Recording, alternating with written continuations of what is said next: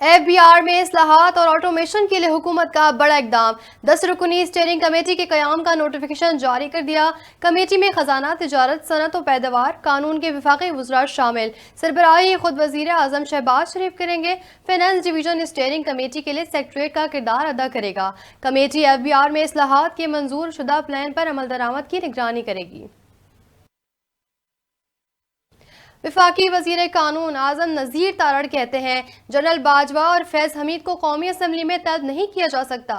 मुंतखब नुमाइंदों या काबीना के अरकान के अलावा कोई शख्स कौमी असम्बली के फ्लोर पर नहीं आ सकता। उन्हें कायमा कमेटियों में तलब किया जा सकता है। बोले, इत्तेहादियों की मुशावरत से सोशल मीडिया को रेगुलेट करने के लिए कानून साजी होगी। वजीर आला खैबर पख्तूनख्वा ने सदर जरदारी और नवाज शरीफ के घर वारंट निकलवा कर पुलिस भेजने की धमकी दे दी। कहा, मेरे खिलाफ जाली FIR दर्ज करवाई गई। वफाकी और पंजाब हुकूमत बाज आ जाएं। चैलेंज करता हूं, मुझे गिरफ्तार करके दिखाएं। ये आएंगे तो पता चल जाएगा कि इसमें कितना दम है। अली अमीन गंडापुर की मरियम नवाज के नाम लेकर तनकीद। बोले, अपनी हुदूद से तजावुज न करें, ऐसा ना हो मैं वारंट निकाल कर उनके घर पुलिस भेज दूं।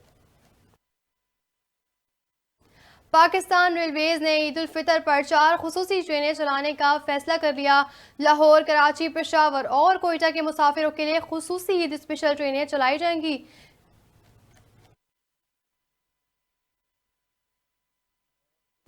और अमरीकी वजीर खारजा एंटोनी ब्लिंकन का कहना है, गजा में जंग बंदी मुआहदे के करीब पहुंच चुके हैं।